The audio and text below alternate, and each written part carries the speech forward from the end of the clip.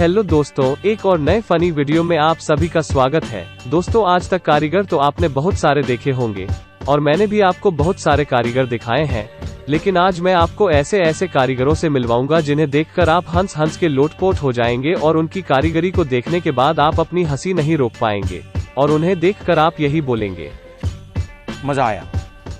तो चलिए शुरू करते हैं आज की ये फनी वीडियो। लेकिन वीडियो में आगे बढ़ने से पहले अगर आपने अभी तक हमारे चैनल को सब्सक्राइब नहीं किया है तो प्लीज यारो सब्सक्राइब कर लीजिए, क्योंकि यहाँ पर ऐसे ही फनी वीडियोस रोज आते रहते हैं।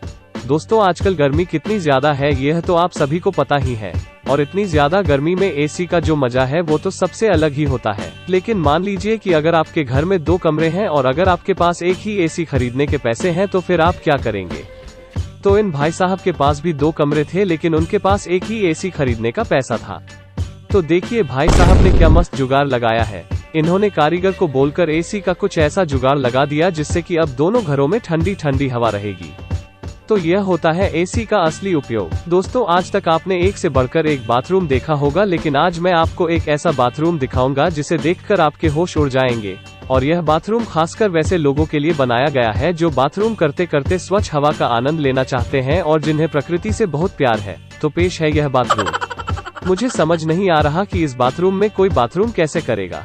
अरे यार, बगल से भैंस भी देख लेगी। माना कि गेट लगाने के पैसे नहीं थे तो कम से कम एक पर्दा ही टांग देते, लेकिन खुले खुले में कौन शौच करेगा। दोस्तों, अब चलिए आपको एक और महान कारीगर से मिलाते हैं। दोस्तों, घर बनाने के लिए सबसे ज्यादा जरूरी क्या होता है? घर का पिलर, और पूरे घर का सारा लोड इसी पिलर पर टिका होता है। लेकिन अब जरा इस महान कारीगर से मिलिए। इस कारीगर को पिलर बनाने में मटेरियल कम गया तो देखिए इसने क्या जुगाड़ लगाया। इसने पूरे के पूरे बुक से ही पिलर बना डाला। अब भाई मटेरियल कम गया था तो मकान मालिक को बोलता, वह ले आता, लेकिन इसने तो अपना ही जुगाड़ लगा दिया। लेकिन यह सब तो ठीक है, लेकिन अब आप जरा इन कारीगरों की कारीगरी को एक बार देखिए।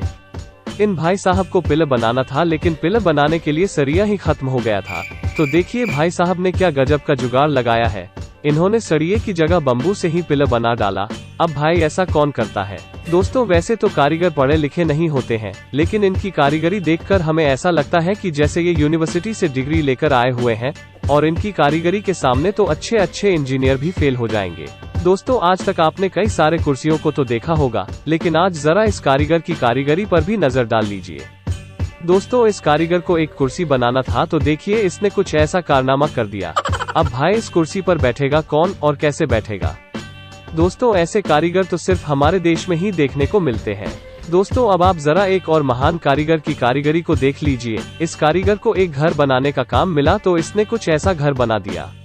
यह घर अभी तक बना भी नहीं कि इसकी सीढ़ियां लटक गई, और इन सीढ़ियों की हालत देखकर तो यही लगता है कि कुछ दिनों में यह घर भी लटक जाएगा, और उसके बाद मकान मालिक उस मिस्त्री को लटकाने के लिए खोजता फिरेगा, लेकिन वो मिस्त्री मकान मालिक को कहीं नहीं मिलेगा। दोस्तों, अब अगर मैं आपसे पूछूं कि सीढ़ियों का क्या काम होता तो आप यही बोलेंगे कि एक मंजिल से दूसरे मंजिल तक ले जाने का। लेकिन अब आप जरा इस सीढ़ी को देखिए। इस सीढ़ी को देखकर तो यही लगता है कि इसे किसी महान कारीगर ने ही बनाया होगा। अब भाई जरा आप ही बताओ कि आखिर इस सीढ़ी का भला कौन काम है? इससे एक मंजिल तो जा नहीं सकते। सीढ़ियों की जरूरत है कहीं पर और बना डाला कहीं पर। ऐसे कारीगरों को तो सरकार की तरफ से इनाम मिलना चाहिए। दोस्तों, आपने कारीगरों की कारीगरी तो बहुत देख ली, अब आप जरा इन चच्चा को भी देख लीजिए।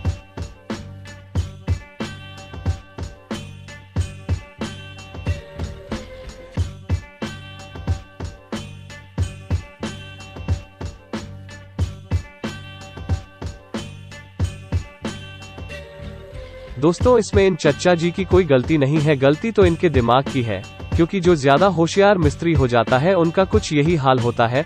और चच्चा काम करने में इतने मगन हो गए थे कि उन्हें याद ही नहीं था कि इनका सर ऊपर है, और इसलिए इनका सिर फंस गया।